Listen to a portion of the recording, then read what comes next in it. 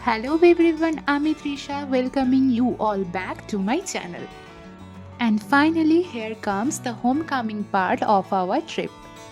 আমার আগের ভিডিওতে আমি যেমনটা বলেছিলাম মণিকরণ থেকে ব্রেকফাস্ট করে আমরা বেরিয়ে পড়েছিলাম চণ্ডীগড়ের উদ্দেশ্যে।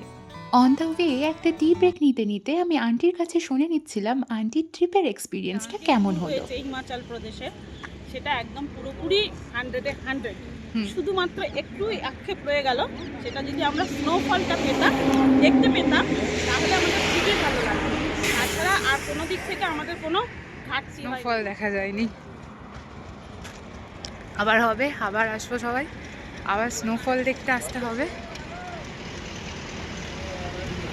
স্নোফল হয়নি সেটা দেখতে পাইনি, একরকম বরফ পেয়েছি আর ঘুরতে পেরেছি সব জায়গায় যেতে পেরেছি ভালোভাবে। স্নোফল দেখতে না পাওয়ার দুঃখটা একটু পাশে সরিয়ে রেখে আমরা সবাই তখন ব্যস্ত এই পাহাড়ি হাওয়া সবাইকে এইবারের মতো বিদায় জানিয়ে আবারও ফিরে আসার প্রতিশ্রুতি দিতে।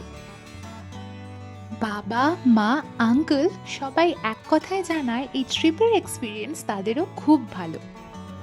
হাইওয়ের পাশের এক ধাবা থেকে নর্থ ইন্ডিয়ার স্পেশাল রাজমা চাওয়াল দিয়ে লাঞ্চ সেরে মোটামুটি সন্ধ্যে 7:30 নাগাদ আমরা পৌঁছাই চণ্ডীগড় সিটি। চণ্ডীগড় পৌঁছে খুব বড় একটা জ্যামের মুখে পড়ায় স্টেশন পৌঁছতে আমাদের মোটামুটি রাত 8:30 বাজে। চণ্ডীগড় থেকে যেহেতু আমাদের ট্রেন ছিল প্রায় রাত 1:30 নাগাদ, তাই বেশ অনেকটা সময় আমাদের অপেক্ষা করে কাটাতে হয় স্টেশনের ওয়েটিং লাউঞ্জে।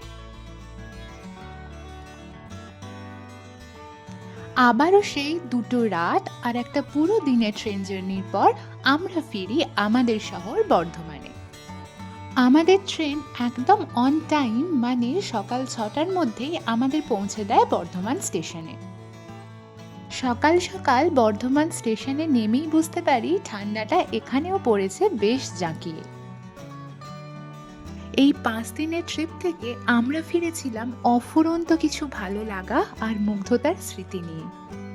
সঞ্চয় করে এনেছিলাম সামনের অন্তত বেশ কিছু দিনের ভালো থাকার রসদ।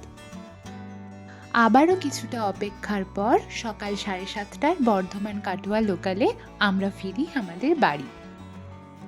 এই হোমকামিং পার্টের সাথেই শেষ হলো আমাদের সিমলা মানালি ট্রিপের সিরিজ। যদি ভিডিওগুলো তোমাদের ভালো লেগে থাকে please like, comment and share and do subscribe to my channel to see more videos like this. আজকের মতো বিদায়, and thank you all for watching.